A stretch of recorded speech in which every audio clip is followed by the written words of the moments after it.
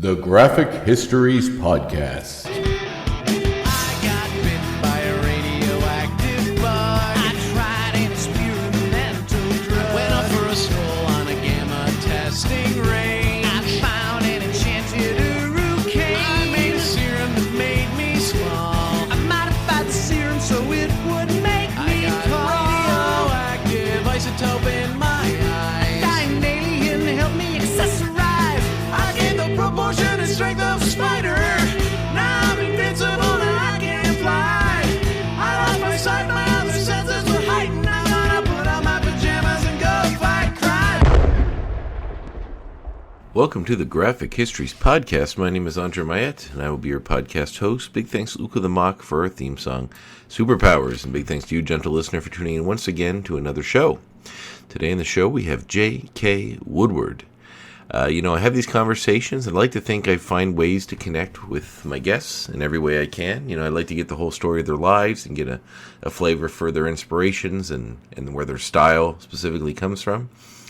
And, some people are a little more open or just, a little more engaging in conversation more than others, mostly because, they don't have to do it all the time. And some people don't like to talk about themselves. But every once in a while, you'll get a chance to chat with somebody who you just sort of connect with in some level. And I've talked about this in the show before. There are some and others that I've really connected with in many different ways. But every once in a while, have a real good conversation with someone. And it just feels like, like a kindred spirit of sorts. And J.K. Woodward was one of those. We had a great time. Great talk, a lot of laughs. Really personable guy, really easy to chat with. And a lot of great stories, information, and a lot of jokes, which, helps lubricate the wheels of discussion, I guess, to use a rudimentary allegory. So that is coming up in just a little bit. But in the meantime, I just wanted to chat with you about what's going on in life. Not too much, really. I mean, things are speeding along, and these extra weekly episodes are adding a little extra time to my life, but it's worth it. I think I'm getting some great interviews with some great guests, and buzz is kind of happening. I'm still in the middle of making a few changes to the show, and when the time you're listening to this, it's probably already happened, but I'm not quite there yet at the moment of recording. Generally, if you want a little insight into how these formats work, I talk to the person, usually try within the same week to get the marketing materials ready and also do these intros, outros. So sometimes, this I'm recording about, 4 weeks, I think, after the talk. So it'll be a month after I talk to JK that you'll be hearing this. So, that's why I don't always chat about current events so much anymore, because they're not that current. Because I'm working for myself mostly now, I have some more time to catch up on shows, which I generally watch while working. And it's helped me speed through quite a few. The one that I'm now catching up on, that was one I've always loved, but sort of drifted away from just because of time, was Archer. If you're a fan of the show, you probably know it's irreverent humor, and if you enjoy it, you enjoy it for that as well. Just dipping into season 13, finally caught up on 12, and made sure 11 was the last one I'd seen, which it was. But it's going super well. The show is still really fun, and I'm surprised it's been going as long as it has. I mean, 14 years, I think, is what it's up to on Netflix, is a hell of a run. And it's a very great show, and still sticks landing a lot of times. So every once in a while, we'll bring you something touching. I just crossed the episode where they wrapped out Mallory's character, played by Jessica Walters, who had passed away, so they had to write her off the show. And, it was a small little gesture, but it was cute, and it was sweet, and deserving of someone who has such a storied career as Miss Walters. I was still am a massive fan of Arrested Development, and she was a comedic genius on that show. Genius. I didn't catch a lot of her earlier work. Every once in a while, I'll see her pop up in something. I know she was in the 1970s Doctor Strange movie, and I'd like to get to watch that someday, but hasn't come yet. But when I do, I'll definitely check her out in that, and I'm sure she'll be wonderful as always. Great actress, and it's been a little while since she passed away, but she will be dearly missed. Well, that was a nice little cap on Miss Archer's, Miss Mallory Archer's career in that show, and also the career of Jessica Walter. But I guess I don't need to linger on too long. I like to just give little intros about what's going on in my life, keep you up to date if anything exciting or different's happening. But, business as usual for the most part. So why wait any longer? As I mentioned, this was a great conversation, a great talk. I really enjoyed chatting with J.K. And, this one came easy. They don't always. They never come hard, but they don't always come easy. And this one came super easy. So a great talk, great chat. And I hope you enjoyed. Here's my talk with artist J.K. Woodward.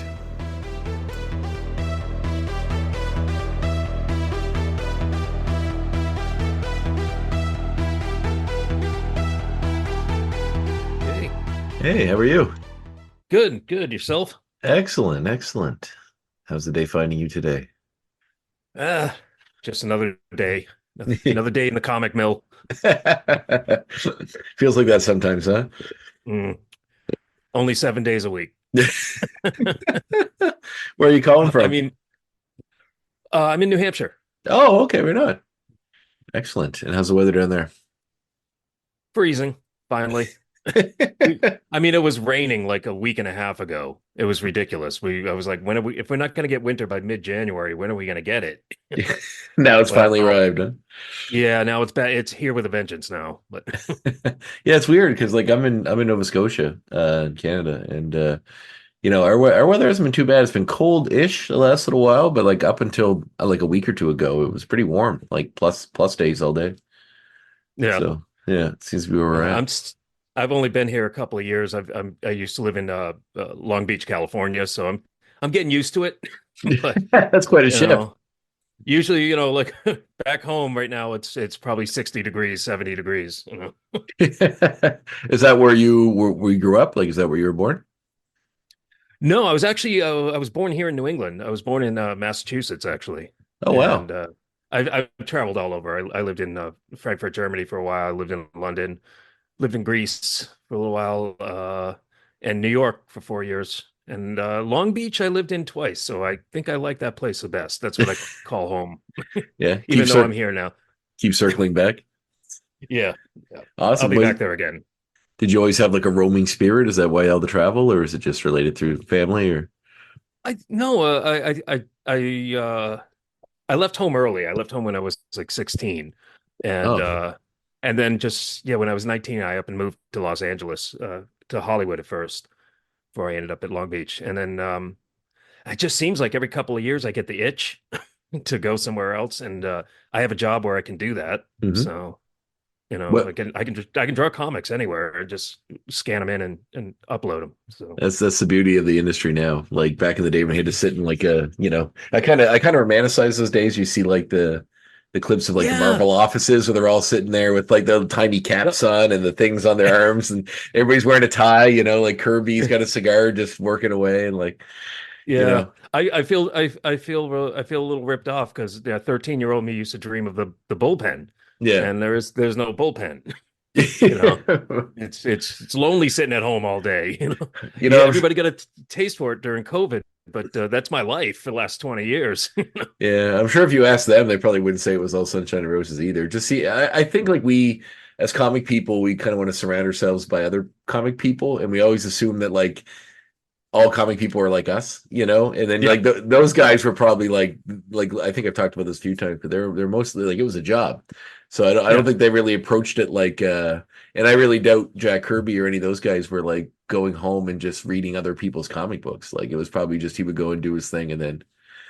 Well, especially that generation that was, they were doing comics just for the kids. Mm-hmm. But yeah, it's a little different now because the only people reading comics now are over 40. So.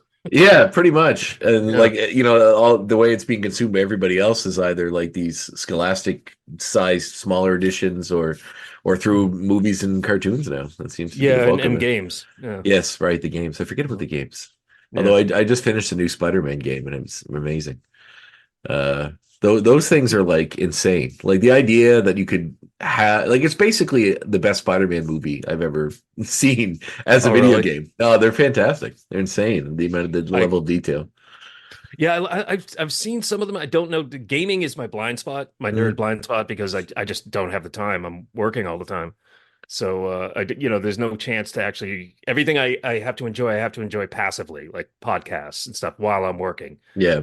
So a game demands your full attention, and I just never had time for it. But my God, last time I played video games was in the '90s, so it's changed a Well, lot. they've come a long way.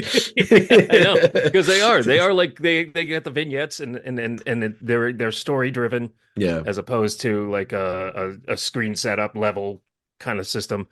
And then they actually look like movies. Mm. It's incredible the stuff I've seen. Well, even just for time, like old games, like the old games from the 90s, like I was born in 85, so that was my sweet spot is when all those were coming Mhm. out. And they were like, you could play for like half an hour, even an hour and probably get through the whole game. Now it's Yeah, like that Spider-Man game, I think I platinumed it, and I don't know, I'm scared to look at how many hours I've played it because it'd be like it'd be alarming to me. I'd be like, I could have written a novel. Like, yeah, like that sort yeah. of work. That stuff is a time thief. Oh God, is it ever? But they really suck you in, and by hitting that nice little nerd itch in the back of your head to be an active part of a superhero narrative that I mean, tentatively, you're really just hitting a few buttons, but you feel like you're part of the whole thing, which is really cool. Yeah, And they have real reverence for the source material and do really cool, like like Craven the Hunters in this one, and they really gave him like a really a cool backstory and like a whole thing, which seems way more in depth than I'm sure we're going to get with that movie whenever the hell that one comes out. God, man, every time I see one of those commercials for those Sony Spider-Man list Spider-Man movies, a little part of me just like shrivels up internally. They look atrocious. I'm really worried. I just heard about Madam Web today. I remember hearing like whispers of it a while ago, but they're not promoting that hardly at all. I So I'm really saw, worried. yeah, I saw an ad in the theater. There's a trailer. Yeah. And it looks like it's funny because the new trailer or whatever, like it's her versus Ezekiel Sims, Mhm. the other Spider-Man spider guy, the totem Spider-Man guy, and Yeah. who has his own sort of version of the Spider-Man costume, which looks evil. And it seems like she's trying to protect what's going to eventually be all the other Spider Women, like when they're teenagers. So like I didn't put it all together until I was like, oh, that's Julie Carpenter. That's like they're all connected. And I was like, yeah, this I didn't know anything about it, but I just saw on Twitter that somebody said something like, instead of with great power comes great responsibility. The lesson is going to be with great responsibility, you'll be rewarded with great power. And I'm like, that's kind of the opposite of what you're supposed to learn. yeah, You yeah, know, absolutely. like do it for the money is pretty much what they're saying. Well, I mean, I can't say it's a theme that isn't important in our modern day world, but Yeah. it's not one that we need to celebrate. I wouldn't say. I I mean, mean. does anybody need to learn that, or do we just innately know that to be I think true? I think growing up in a capitalist society, you're pretty much ingrained Yeah. in your DNA from a very young age. That's how it Uh, works. yeah, we need to learn lessons that make us resistant to it. Not the other. Don't lean into it. Oh, get all of the wealth. I got it now. I got it. Okay, Yeah. perfect. Oh, I wish I had thought Yeah, of that. yeah. If only I'd known. I've wasted my whole life. So, what prompted the move at 16? Is it like was home life okay? You just wanted to get out, or No, yeah, it was a little tumultuous. yeah, So, yeah, so that's all I'll say about that. But sure. it wasn't on good terms. Everything's great now, but at the time, me and my dad were not. It was just me and my dad. Hmm. I was raised by a single dad, and we were not gelling when I when I entered adolescence. I take Yeah, it he wasn't an artistic type as well. uh, he was not. Yeah. It's He funny how that was not. works. Like I've talked to a lot of folks on this and a lot of similar stories. Even my own dad, like he was he's still around, but he was like and we get along so well now. But I wouldn't say like we were at butting heads all the time, but he just didn't understand anything I was into, right? Like he was like go and hunt and like build a house, like he was a construction worker, like it's Yeah. all physical manual labor. Like he worked since he was 15 when his father died. And I felt like I don't know if it was like resentment that he was watching his kids get to enjoy a childhood he never had, and maybe that's deeper Yeah. than maybe I'm reading into that in a way that like he would never really think of, or maybe he I, has. I think you're probably right because as I'm I'm a stepfather now. Oh, okay. So I'm seeing a 13-year-old's life that I wish I had when I was that age. And Yeah. I will tell you, there is a little bit of that. Like, why does he get to be smiling all the time? So you don't do, you suppress it, but I mean, those feelings are there for sure. Well, yeah, I mean, but I feel like there's a level of self-awareness that comes with, our generation, at least that they didn't have. Like, I feel like nobody Yeah. talked about their feelings. At least now people do, to a point that like you get, armchair psychiatry lessons, or at least, just through media or through listening to conversations or whatever with other folks, where you're like, oh, maybe that's why I do that, or maybe that's why that went that way. Because like there are aspects Yeah. of his personality I certainly have. I'm anal about certain things, and really like everything in its place that I definitely picked up from him. Oh, good. You're one of those too. Yeah, oh, yeah. It's hard. It's hard to be an artist and have that gene, but I have the same thing. Agreed. And it's weird. It's weird. Yeah, I drive my wife nuts because, like, she'll put a glass down and I'll put it away, and she's like, "Where's my glass?" I'm like, "Oh, I put it away." And she's like, "Well, I wasn't done with it." I'm like, yeah, I don't know what to tell you. Should. I guard the kitchen island like a mad dog. Nobody, because you know how that stuff piles up on that. Oh, yeah. Oh, yeah. Everybody puts their keys down or the mail down, and then just pretty soon you got a big junk pile. Yeah. Oh man, that's a battle. I'll die on that hill. Yeah, well, I'll be right there with you, buddy. Well, I don't know. I've definitely got that from him for sure, because he would be like almost like I know people throw around the word OCD a lot, and I don't think that's something I have, but because I think that diminishes. It's not OCD. If it makes sense, it's not OCD. Yeah, fair enough. Yeah, I'm not touching the doorknob 100 times or anything like that. Yeah, but like, exactly. But Dad was even like, you'd watch him every day meticulously check everything that was on his little bench for his tools. And if, one of us touched something, even moved it a millimeter, he would know. He would know. He's like, who touched this? He'd be like, oh, like, I'm not quite that bad, but I'm close. No, I get it. I have it's the anal retentive spider sense, Yeah, that's a good way to put it. That has been moved. Yeah. So getting out at 16, like, you said you went to LA to Los Angeles from there? Yeah, I wouldn't do that for about 3 years. I mean, I went for a short time when I first left home, and just wasn't ready for it, I guess. And then about 3 years later, I'd end up going when I was 19. So were you like living on your own, going to school and stuff, or did you leave school behind? No, no, I finished school. I left in the middle of my junior year, and I came back in my senior year, and I had accrued so much extra credits from because I took basically everybody had like maybe 2 study halls a day. I had 2 study halls a week. I had taken so many I was taking a college curriculum course, and I was taking all these extra courses. Oh, wow. Because I was very ambitious when I first started high school. So I got to skip my junior year in a sense. I missed half of it. I came back as a senior. So I was like, okay, good. I'm going to graduate. So it was only 1 year that I had to balance school and work and rent and all that stuff.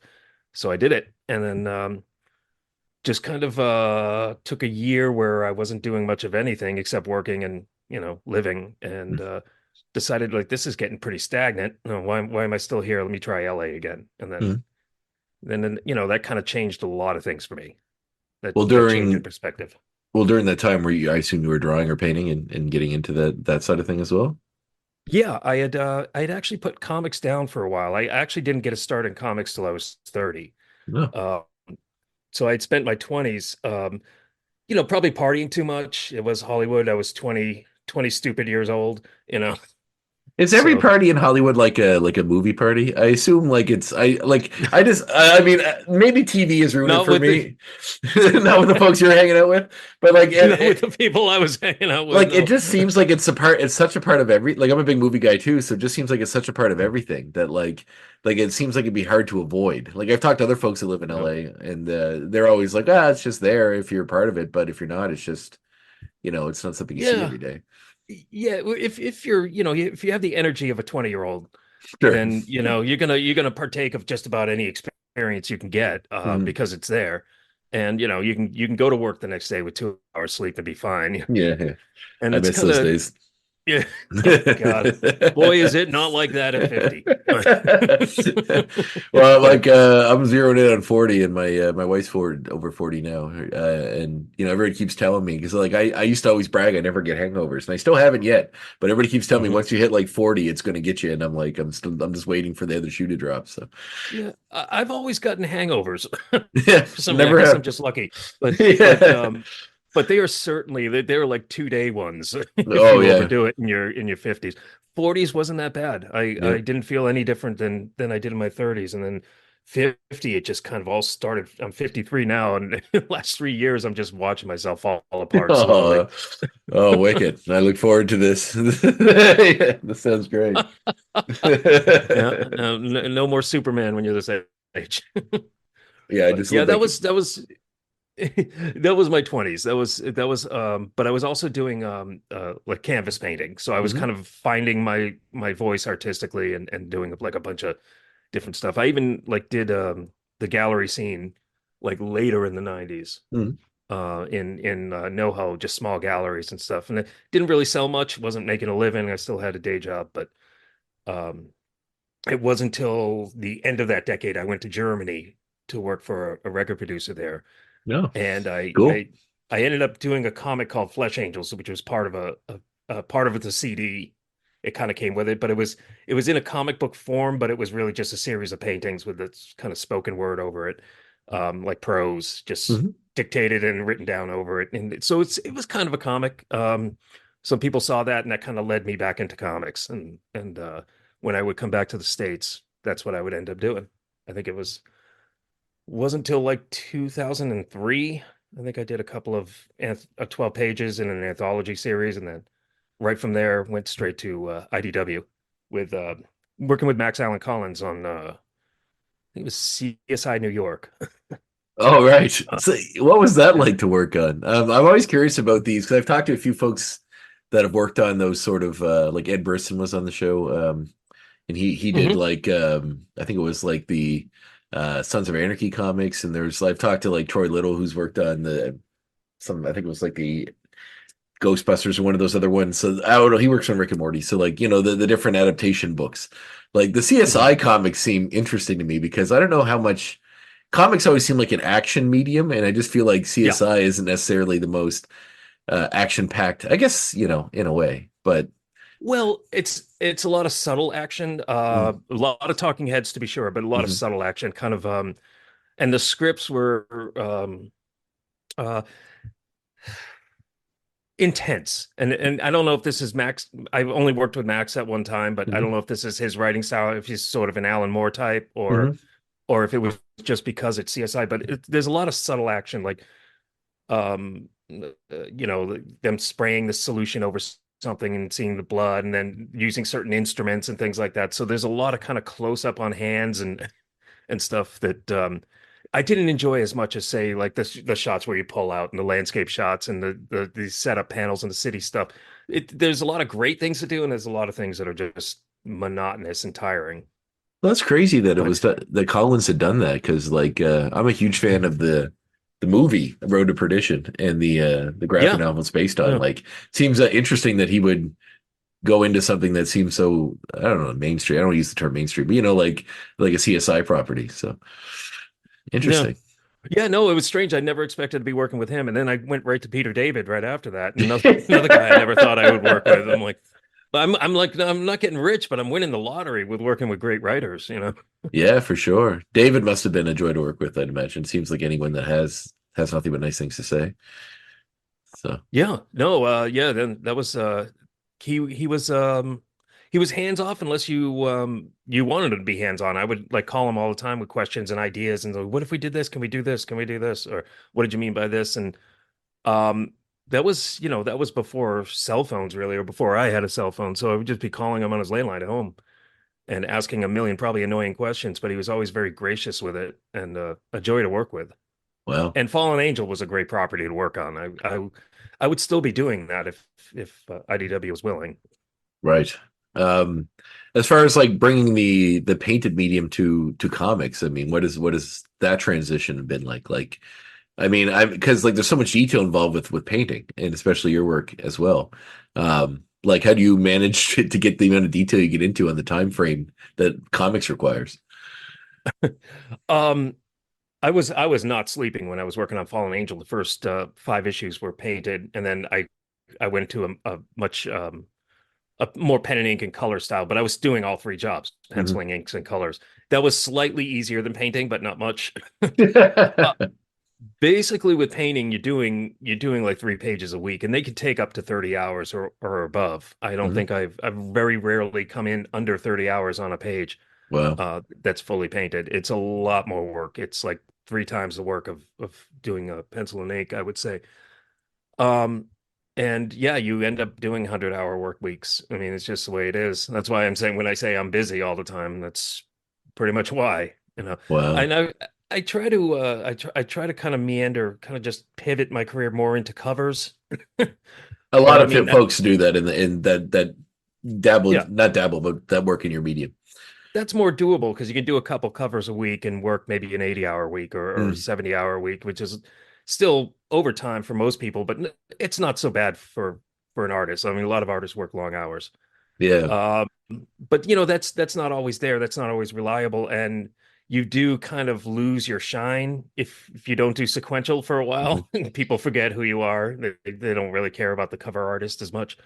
So every once in a while, I'll feel like I'm not getting enough attention and come back and do sequential pages again.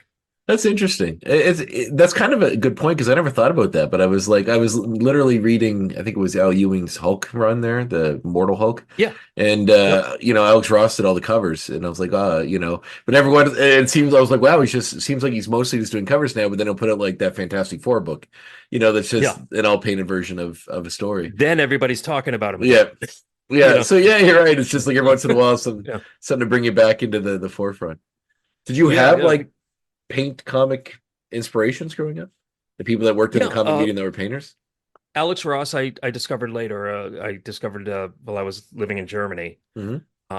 So like late 90s, early aughts, was when I discovered his work. But what changed my life when I was 13, when I was like my stepson's age, was I discovered Moon Knight, and that was, of course, back then it was Right, Bill Sienkiewicz. right. And I loved his kind of wacky Neil Adams look that he had to his stuff. Um, and then, I kept following him, and then all of a sudden I've seen his Electro Assassin, that Daredevil he did with Frank Miller, Oh yeah, and then Stray Toasters, which blew my mind. That was sort of like the Pink Floyd The Wall of of comics at the time.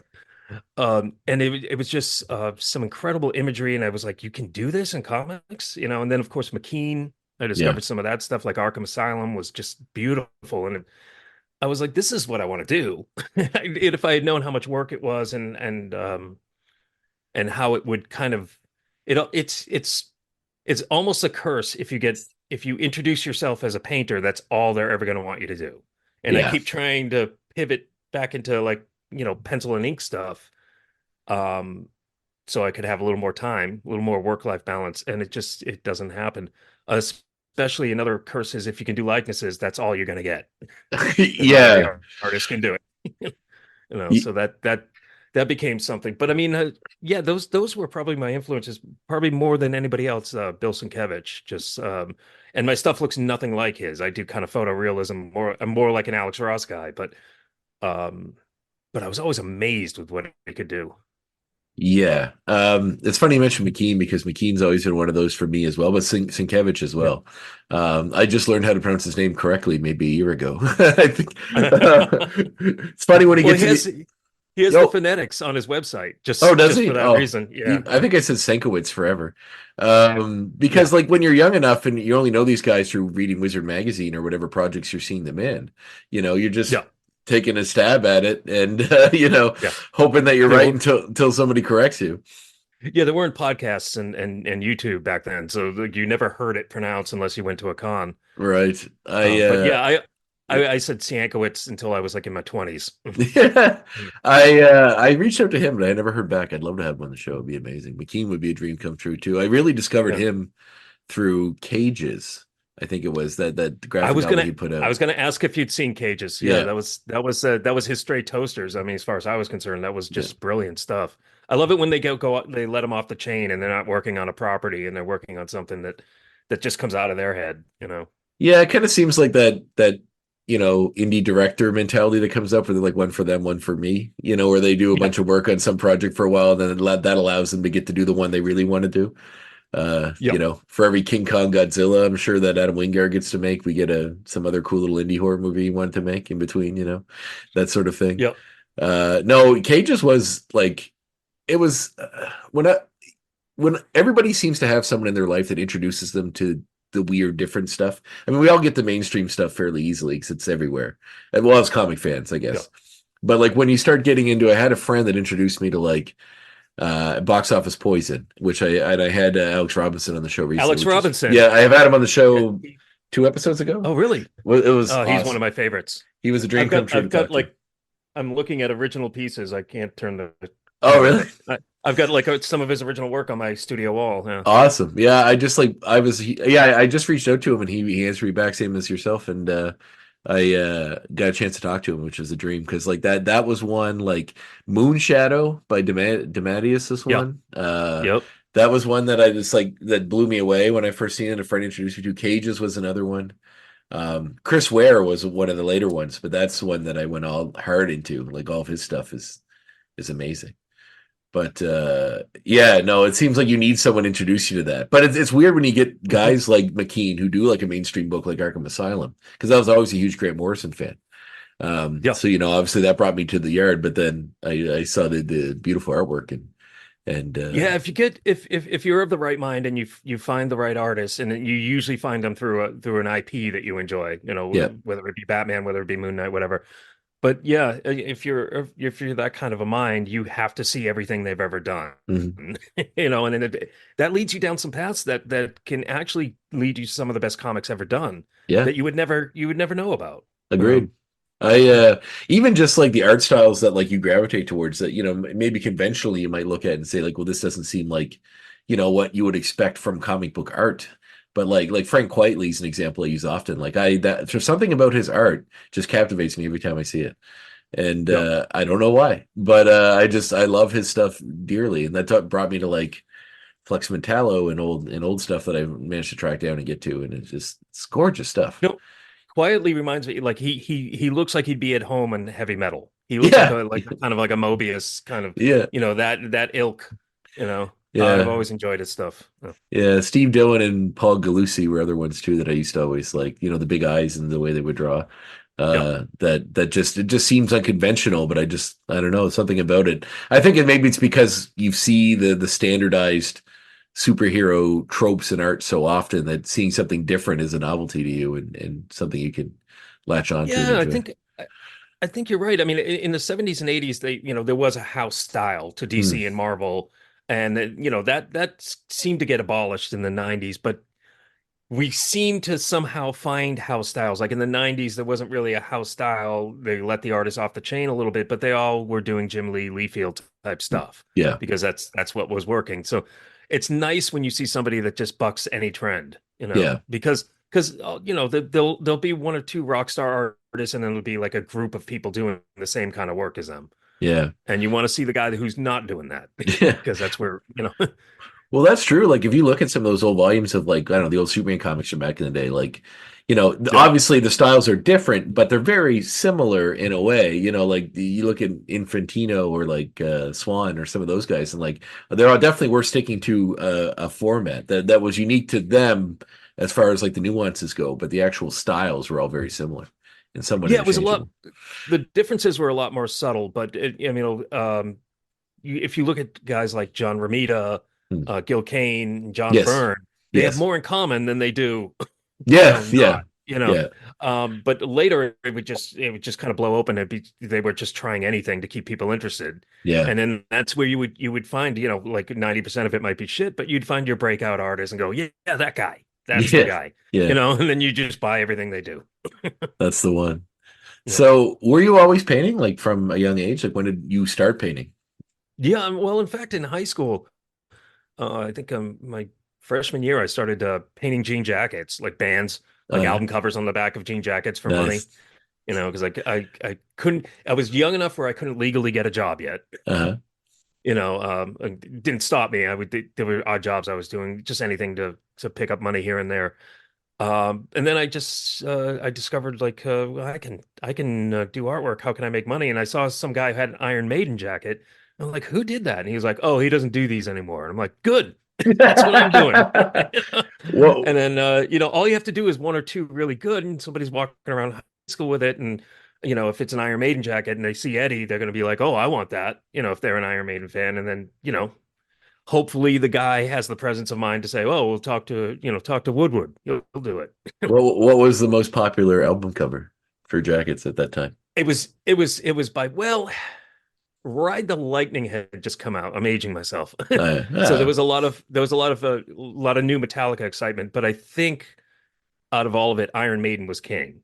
Yeah. And they just had the coolest covers. I mean, Yeah. So Very iconic. yeah. So Well, I think I can't say specifically, but probably I think I did Peace of Mind more than any. yeah. So That makes sense. Yeah, you don't see that so much now with like it's rare that bands have like an identifiable mascot like they used to. Yeah. Like Eddie was the big one, but like the Gorillas, I guess, but that's or something, Yeah. like they seem to be the ones that are and that's just really avatars of themselves. But like yeah, no, they were the most iconic. I mean, short of just the great covers like, Dark Side of the Moon or something with that imagery, but as far as having like an iconic character that permeated. Okay, we're going down an art rabbit hole here. Sure. Have you seen the documentary Square the Circle No. about the oh God, I'm blanking on their names, but it was these two artists that just kind of owned that era in the 70s and early 80s. And because you said Dark Side of the Moon, that was their cover, and they were just graphic art. Yeah, and so all the iconic covers, Presence, Led Zeppelin's Presence. Wow. What's that weird black monolith twisted thing in there? I don't know, but these guys came up with that. Wow, that's awesome. I'm definitely gonna. Yeah. I'm a graphic designer normally. That's my day job. So you'll definitely be interested in this. It's called Square the Circle. I would definitely watch it. Oh man, I'm gonna write that down right now. Actually, so I'll put that over. I think it's on Netflix. It's on one of my streaming services. I always forget. That sounds awesome. No, anything like obviously I'm a music guy, and I really value art. I feel like the days of the properly artistic cover for a lot of albums that you don't get it so much anymore. It's mostly just some shot of the singer, a photo, and it's like it's boring. I miss when there was like a weird robot holding up Queen or something. You're like this is what I want to see in my album covers. You got to bring those days back. That's what got me to Germany because I was going to ask. They were still doing those kind of album covers, and most of it was like in industrial. It was Germany, so it was industrial. But they didn't shy away from weird. So there was a lot to do, and it wasn't just painting, it was photography, and it was just whatever you had. It was mixed media. But there's a culture in Germany much more so than in the United States and probably Canada of art lovers. I mean, it's almost, the art scene is almost like the music scene there. It's just as much fervor as we have for that they have there. So I was loving it there. That's awesome. Like, do you need a sense for the music? Like how does that process look like? Do they give you the album and say, come up with something for this? Does the band have a lot of input? Is it somewhere in between, or? It could, it was on a spectrum. Sometimes they were just like, listen to this and tell us what come back with some sketches or come back with an idea. And other times it was very specific. I know one a band from Portugal I did, and I wish I could remember their name. I'd give them a shout, but I can't. It was so long ago. They had a very specific idea, and I just had to find a way to make it work. And it was a crashed Portuguese tall ship on the moon. Because Portugal is very proud of their exploration back in the day, and then they were that was their thing, getting out. So the idea is that they're the first ones on the moon back then. And that was probably one of my favorite ones, and I spent so much time on it. If you know what a tall ship looks like, there's plenty of detail in there. Let alone every grain in the wood I painted. But it was a beautiful oil painting of a Portuguese ship crashed on the moon. Wow. And I assume, like, when you do this sort of work, that the originals, are they studio owned? Do you get to keep those, or does it go to the band, or how does that? I think I believe I kept them. Oh, cool. thinking, I think on a couple occasions somebody asked, and I was like, yeah, sure, because Oh I was wow. working so much. I was pretty green back then. Yeah. So I was gonna say yeah, some lucky person got a hold of that, that's for sure. yeah, I know if I was in a band and I get someone to do a painted thing for me like that, I would be super gung ho to get a hold of that and keep it. yeah. And I mean, if it happened now, I would have thought to charge them. Like, Yeah, yeah, for throw me sure. an extra, something, and But back then, I was just like, I'm a working artist, yay! Yeah, it's just happy to be out there, right? Yeah, Just happy to be yeah, part of the team. yeah.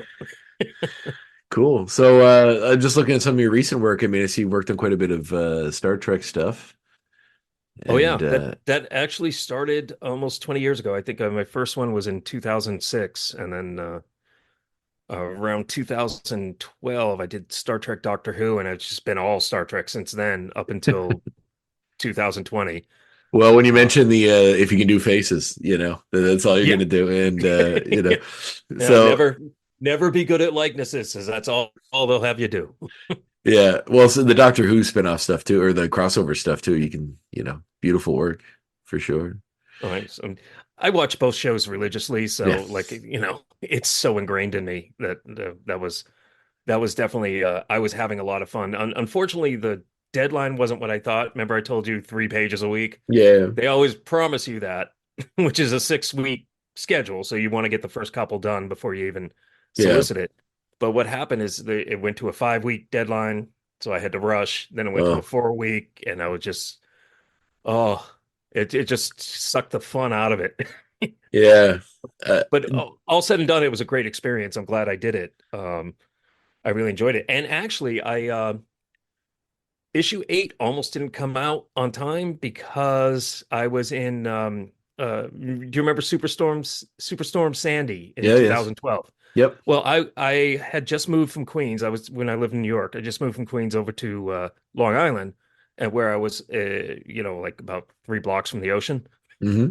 And that was going to be, we were just renting temporary. It's a seasonal home. They rent it out for the winter for cheap. So we're like, we were going to move.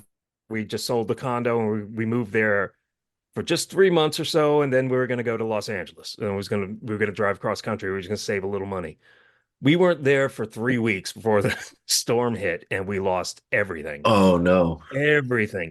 I had the presence of mind when it started, when the wind started picking up, to put all my pages for issue 8 that I hadn't scanned, along with my scanner and my computer and anything expensive, on the top shelf of the closet.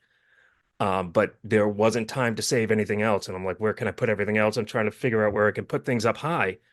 And then water started coming in through the windows. Apparently, Oh, the swell from the ocean had come up, and there was 4 feet of water. oh And God. I'm looking out the window. All the lights are off because, blackout. And Yeah. I'm just seeing this little kind of reflection. I realize, oh my God, that's a surface of the water. And I start hearing water pouring in through the seams in the windows and everything. And pretty soon, we were chasing the cat around, trying to get him into a suitcase to get him on. Oh Just no. jumping from floating piece of furniture to other floating piece of furniture.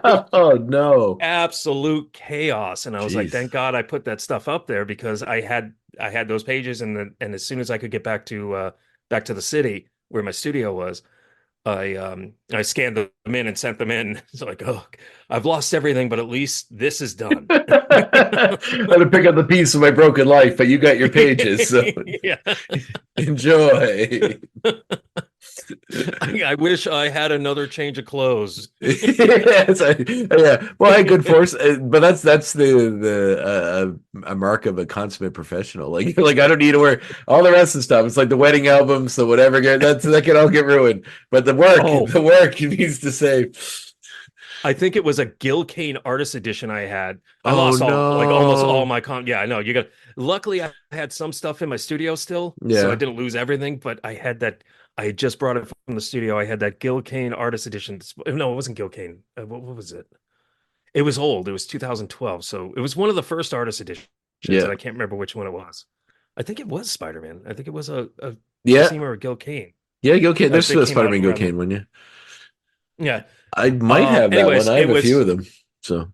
it was a ball of pulp from being Oh. smashed by furniture, Oh floating no. around in the house. And it was No. just a pile of wet mulch, in the corner. And Oh. I was like, no, tell me that's not no. And I went over and I saw it. I was like, oh, God damn it. I don't want to live. Why didn't you take me? No, I'm screaming to the sky. Why? Take me. That's right. Take me instead. Oh, that is a tragedy. My God. Yeah, I grabbed a few of those. I mean, I say a few in the way that any comic fan or art fan or comic/art fan can't seem to hinder themselves from buying as much of that stuff as possible. I probably have 20 of those artist editions. I love them. They're amazing. Yeah. Oh yeah. The Burn one's coming out, right? Or is that Oh, is there I'm one stoked for that. Yeah, that Burn X-Men one. Oh Yeah. man. And there's a Sakevich one on the way too. That's downright. I actually got an old like they're not I don't think they're quite the same as the artist editions that IDW put out, but there's like a DC one that had a bunch of not Doug Munch. I'm blanking on the name of the guy. He did like the Batman vampire stuff. Comics, the Red Rain or whatever. Yeah. I can't remember. Yeah, a bunch of his work. Like when you said vampire, I went right to Wrightson, but oh yeah, no, it's the but yeah, no. Red Rain, Batman, whatever that one was. I know who you're talking about, and he did a bunch of like Kelly Jones. That's who it is. Mm-hmm. Yeah, and I've picked up a bunch of those, and then like the old Silver Surfer ones. I got the Gru one, the Sergio Aragonés Gru one. Nice. It's so much fun to the Manhunter one, a bunch of the old Tarzan ones from Kubert, and oh man, they're just a joy to look at. It's so cool to see the work. Actually, I have remember the show The Prisoner from like the 60s? The British show. Yeah, so there's like Jack Kirby did like a comic back then, and there's a Kirby. I heard about that. Yeah, I have that one. It's pretty neat. Nice. So it's just cool to see like the level of work and when they're doing the corrections and all that sort of stuff. This is a joy. Yeah. Yeah, I really love the work on the Star Trek Next Generation like mirror universe stuff you did. How fun is it to draw just jacked versions of everybody? Okay, so here's the thing. Like I'm just looking at Wesley and he's just like he's got like the spiked hair and the jacked.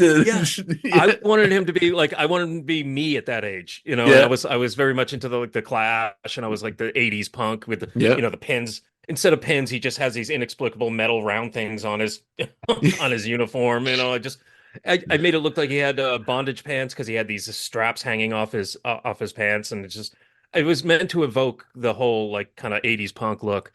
But as far as them all being muscular and everything, there's Star Trek fans and there's comic fans, and they very rarely does that Venn diagram, get both, Yeah. I happen to be in that, in the oval of the Venn diagram there. I am a comic fan and a Star Trek fan. Mm-hmm. And I always wanted Star Trek comics to be more like, I just wanted to make it like a superhero comic, it's like, here's this, how would that ever happen? This is my one opportunity. Mirror universe. It's a warlike people. Yeah, they're going to work out. So, I mean, and everybody seemed to like it. The cast when I've met them, because I did the Star Trek cruise and some of the conventions. Oh, really? Wow. Yeah. Okay. Like Brent Spiner actually came up to me and said he thanked me for doing what his trainer's been trying to do for about 6 months now. So, he just has like the whole painting shot of just him shredded as he drew this from life about a year ago. Just thought, I'll get back there, But it was funny because he was telling me that he's like, Patrick Stewart actually looks like that. He's the one that actually looks like that. And it's true. If you saw, even at his age now, like he still is in pretty good, solid shape for a man in his 80s. Yep. Yeah, and Brent Spiner claims he can't, he's just genetically predisposed to never gaining any kind of muscle mass. He's tried, but yeah, he was saying that Patrick Stewart was saying because he comes from a long line of coal miners and they're just sinewy people, his family. So I don't know. I got to assume he works out though. Yeah, he must. He must. I mean, but either way he did in the comic because we have that the Enterprise in the Mirror Universe has a weight room. Yeah, I love the It was- picture of like the bridge with all them around. It looks so good. It's like a He-Man comic. They're just all like, everyone just shredded to the nines. Even Wesley, like, just so good. That actually wasn't going to be a comic book. Originally, we were going to do a crossover with Alien, so it was going to be. I heard that. So were you a part of that? Yeah. Because it got canceled, right? Yeah, we announced that. I did like 3 covers, and I had done like some concept art stuff. It's all that stuff is out there somewhere because they did announce it and they showed some of the art. And then 20th Century Fox changed their mind on it or something, or pulled I was curious if it had anything to do with the fact that like Marvel bought Fox or anything like that, because that changed everything. It might have been. Like, I didn't get much of an explanation. I was just told, don't talk about it anymore. It's not happening. Oh, Okay. no. So we needed something for Free Comic Book Day, and I told them, like, well, I had been working with CBS directly, CBS Consumer Products, the license owner of Star Trek, at the time, and I had done some work for them directly for a style guide for the Mirror Universe. Oh, cool. And in that process, I had to create Mirror Universe characters because there has been a book. And there has been Mirror Universe for TNG, but nothing official. Like, it was all not technically canon, so they just wanted me to create something, whatever I wanted. And so I created these characters and the ship and the whole kind of mythology for the style guide. So I told them, look, we have something I think will do really good, ready to go. Yeah. Let's get the Tiptons to write a script for it, and I'll get you 12 pages done. I think at that time we had 6 weeks. So I was like, I'll get it under the wire. We'll be ready to go. We'll have this instead.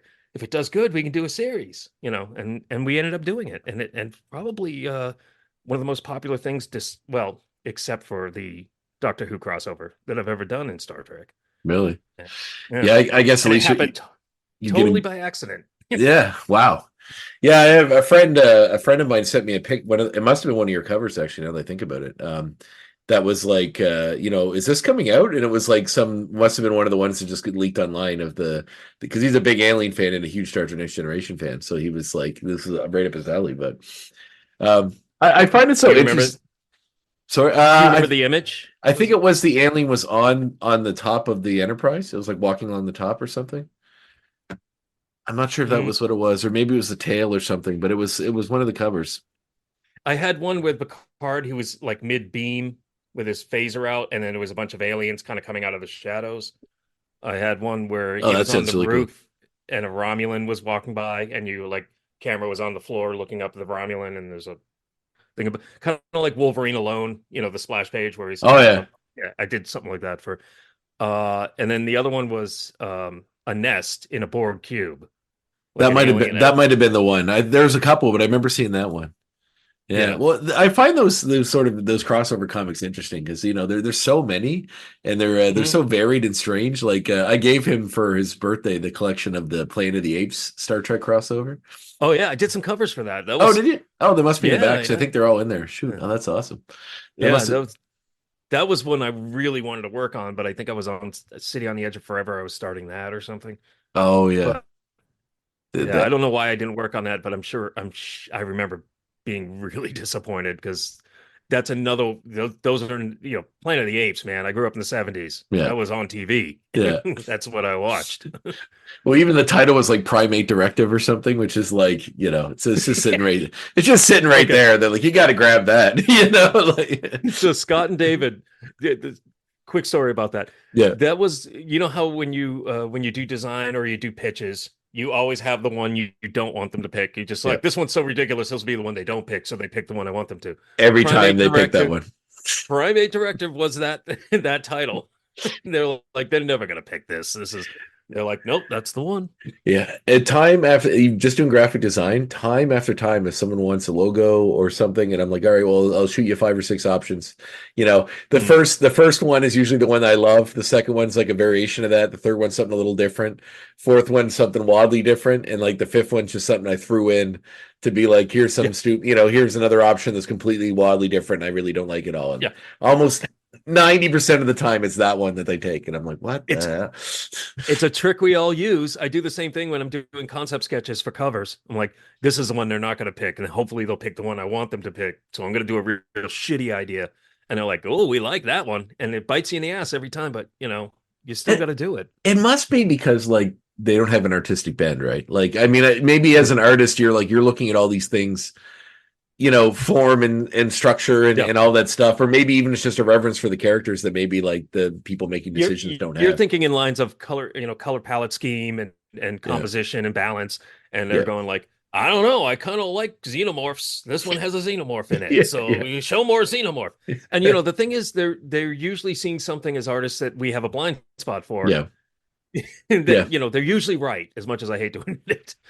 Well, they're looking at a commercial way, right? And it's weird how many decisions. Like I listen to enough podcasts about movies and stuff where they're just like, what like cowboys are trending real big this year, so let's just get something with the cowboy in this thing, and like there's no real reason besides the fact, or like how many movies don't get made because of arbitrary things like that. They're like, well, there's like a mummy movie that just came out this year, so we're not going to do like a shambling zombie movie because there's 2 shambling guys. We can't have that in 1 year. It's like, what? Like it's just like weird studio executive level stuff that you're like, what is like, where, why? But but that's a good point, I guess. Commercially, like their business is knowing what sells.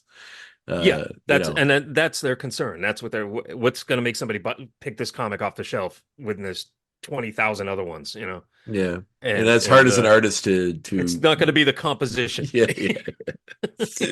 It's hard as an artist to rectify that in somehow internally when you're like, because you know what you think would look great, but sometimes what looks great or what is the most beautifully articulated photo or painting you come up with isn't necessarily what is the marketing people need to sell the most of what they're trying to sell, right? Right. As artists, our motivation is like, I want this to outlive me so I can be proud of something and I can say I was here. Or, you're thinking legacy and they're thinking like, we want to sell books. Yeah, it's thrown in a lunchbox. Is what will a kid wear a t-shirt with it on it? That's all we need. It's weird because I had actually, you may know Joe Eisma. He does some art for Star Wars comics as well. He did that Halloween book they just put out not too long ago. The one that's the holodeck with the Halloween. Yeah, I did covers for that. I did the B covers. Yeah, I think it was him I was talking to about that because we're talking about like the art days of like when comics all of a sudden became, instead of stuff related to what's going on in the comic, it just became big shots of Spider-Man standing on a wall. Like every Spider-Man comic was a different pose of Spider-Man jumping or swinging or hanging on a wall. It was never a villain, never anything related to what was going on in the comic. And he brought up how I think at that point it was like Marvel, something to do. I don't know if this is when they're coming to the bankruptcy or whatever, but they were really pushing to get original art that they could use for merchandise. So they were trying to kill 2 birds with 1 stone. They get the cover artists to do generic covers of the heroes, use that for t-shirts, for lunch cans, for, notebooks, for all that sort of stuff. And you're like, that makes perfect sense. But until someone explains it to you, you never really connect to those.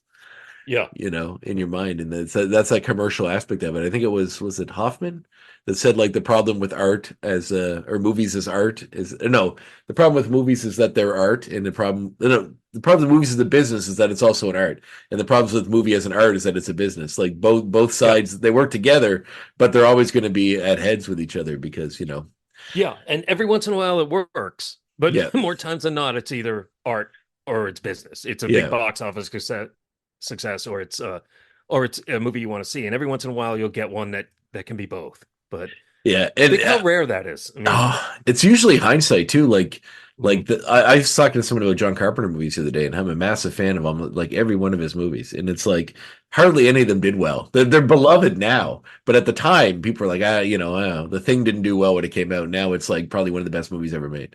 And that wasn't my fault because I went to see it when it came out. Good. You're doing God's work, sir. I was like 10 or 11 when that movie came out, and I saw it. I actually saw it in a drive. I saw it in a drive-in as a double feature with Cat People. Remember what? The original Cat People? Or no, the Paul Schrader one. Yes. So the one with Malcolm McDowell in it. Yes. Okay. That's Paul Schrader directed that. Like the Taxi Driver, Paul Schrader. Like it's just I mean, I need to go back and watch. The original like is black and white. It's also a weird movie for an 11-year-old to see. It's all sex, right? Like, isn't it just an allegory for sexual repression, like becoming a cat? Pretty much. My 11-year-old brain couldn't, process that. All I knew is this guy was fucking his sister, and it's weird. I hope it didn't warp you, Eddie. We'll never know. Wow. Cool. Well, what was that experience like in the theater watching that when it came out? It's been. Oh, it was great. I think the thing had much more of a profound effect on me. I don't think I was ready for cat people, but cat people didn't linger. But the visuals and thing. I mean, I was just losing my mind. When they're like there are some iconic stuff in there, like the head that grows spider legs and walks away, yeah. or the they're giving the guy a jump and then chest eats his arms off. The dog at the very end when it becomes the massive thing, like that's so cool. Oh, that broke my heart though. I was a dog lover. Oh, me too. Yeah, me too. Plus the endless Wilford Brimley quotes. Me and my friends constantly I'm all better now. Can I come in? I'm all better. Just so he's got the noose hanging behind him in the corner. Like, yeah, I had a guy in the show. Actually, the episode will be two whenever it actually comes out. Like, because I have them staggered in advance. But I think he's a few behind you. Would be Craig Miller was his name, and he worked as a marketing consultant for a bunch of those movies. He worked on The Thing. He worked on Star Wars. Wow. He worked on The Wicker Man. Like just whenever they brought them over here and were marketing them, he was the guy that was trying to figure out how to market them and get them in the most theaters and stuff. But the Thing, we had a good discussion about how, like, like you listen to John Carpenter, it's almost sad when he talks in interviews because he's like, like all of his work is appreciated now, but not when it would have made him money or mattered. Like he's not making money off it now. So, and I'm sure the collector's edition Blu-ray sales aren't a crazy huge cash cow. So, and I doubt he gets a piece of that anymore either. But thankfully, they keep him involved in other things. But like those artistic ones that really seem to hit the mark, they don't seem to do then. They just, for the benefit of time, you eventually get to appreciate them for what they were. Yeah, but that's more important to any creator than money. Sure, cold comfort. But we're I think most of us are resigned to a life of poverty. We kind of knew that came with it. Yeah, not poverty. That's a bit of an exaggeration, but you don't do it to get rich. Yeah, fair enough. Sure. You have to have a certain love for the craft. Like if you're an artist to make money, you're definitely barking up the wrong tree. There's so many easier ways to make money. I mean, yeah. Illegal organ trade. Sell pot, man. Yeah, well, I can do that too. I mean, it's legal in Canada now, so you can't even do that. So working with Marvel as well, I noticed you did some work on the X-Men Jean Grey series. Is that what it was? Yeah. No, it was X-Men Origins. I did the Beast one. Right. Okay. I was just looking at a cover that had her on the cover, which is why I thought that was. Yeah, I think the Collected has the cover for the Jean Grey story on it. Ah, right on. So what's the Marvel system like to work within? It was just like IDW, only they gave me more time. Yeah. And more money. Yeah. Well. But I think I'm trying to remember if there was a couple of snags I didn't even think to ask about. Oh, I had the villains that were waiting, and they were waiting by a car. There was a scene where we cut back to them. They're waiting for Conquistador to do something, and his henchmen are hanging out. And I had them smoking cigarettes, and they're like, "Nope, can't do that in Marvel. can't show smoking anymore." And it occurred to me, oh right, Wolverine doesn't smoke cigars anymore. Nope. Ben Grimm doesn't smoke cigars anymore. Nope. So. Yeah, they even made that joke in Fantastic Four where he's like, I used to smoke. I love how they just pawned that off. It's funny how some artists, like I had Steve Root on the show a while ago, and he's one of my favorites too. Yeah. Speaking of influences, he's very cool, very interesting cat, and he was talking about working within the Marvel system and how they brought the hammer down on him for that, but he really like rallied against it as much as he could. With like the shadows, he wouldn't change, and he would like do other things or refuse to change certain things because to him the bad guy smoked or whoever smoked, that was just part of the world. And Kenneth Johnson had the same producer. Kenneth Johnson, Yeah, television, 70s, Incredible Hulk, yeah, Bionic Man. That was his theory too. He's like all his villains smoked. Only bad guys smoked.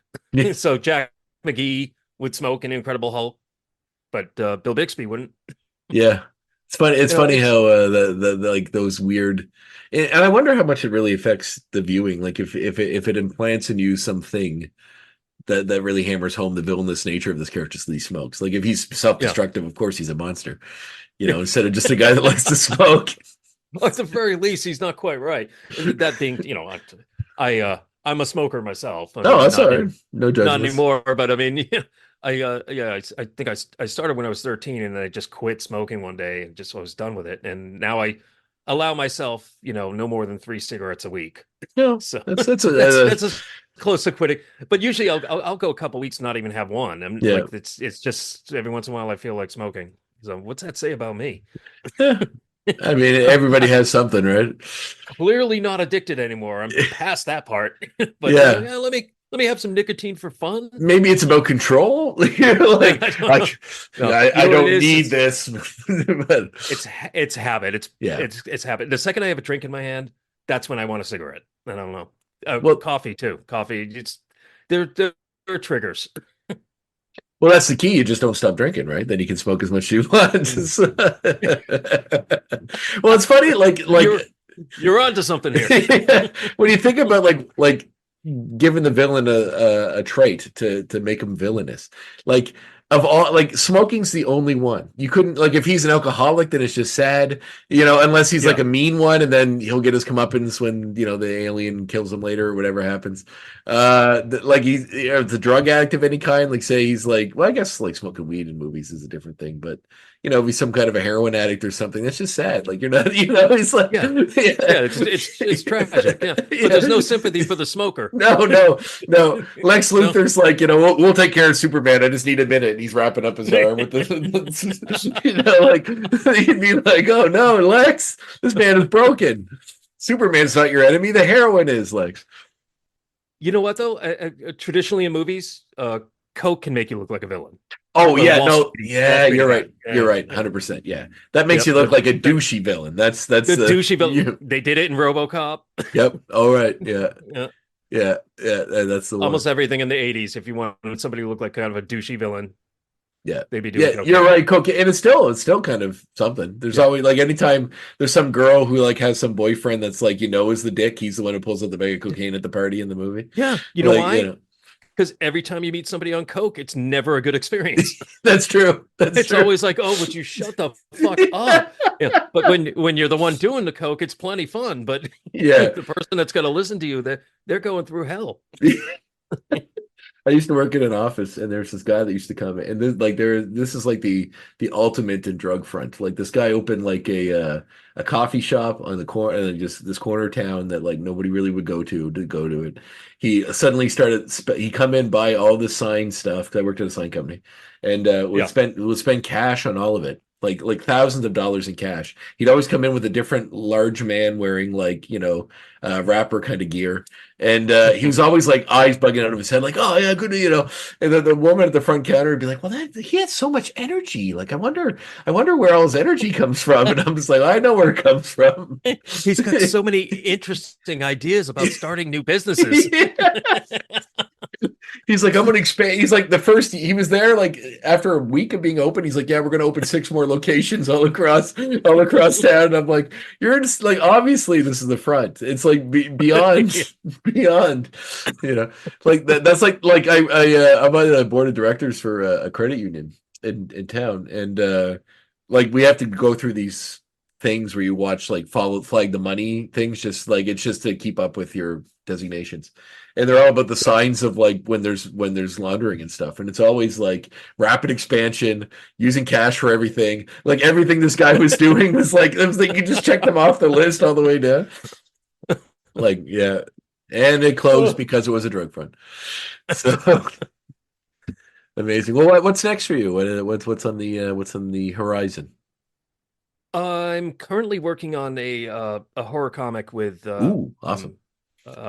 Yeah, I'm working with Keith DeCandido. Any Star Trek people know him from Star Trek novels and comics. Oh, cool. And then I'm doing something for for a new company, Monstrous Books. I'm pivoting towards horror. I'm getting Oh, away from nice. science fiction. I love horror, so that's my wheelhouse, man. Oh, it's so much fun to draw. Yeah. But I'm going to be doing something called a Nebulon. More on that later. I can't really say too much about sure. it now because that is 6 months down the pipe before we're even starting it. Mhm. But we're going to do a fundraiser for that, like a Kickstarter. Awesome. And that's going to be a full hardcover book. We're going straight to that. We're not doing Sweet. any Well, let me know floppy. when it's out. I'll promote it on my stuff here. Oh, super. Yeah. Super. Awesome. And in the meantime, I'm just doing like every month I'm doing 1 or 2 Star Trek covers. Nice. Finally got that cover gig I was looking for. Yeah. Just remember to go back and do the full issue at some point, just to keep them interested. Yep. Awesome. Well, thanks so much, James. It was a pleasure. Sure. Yeah, I had a great time. Yeah, me too. If you ever find yourself on the East Coast, drop me a line. Well, East Coast of Canada. East Coast of Canada. If you ever make it over the border. That's right. Yeah. All right, man. Awesome. Thanks, Talking to you. You too. Bye-bye.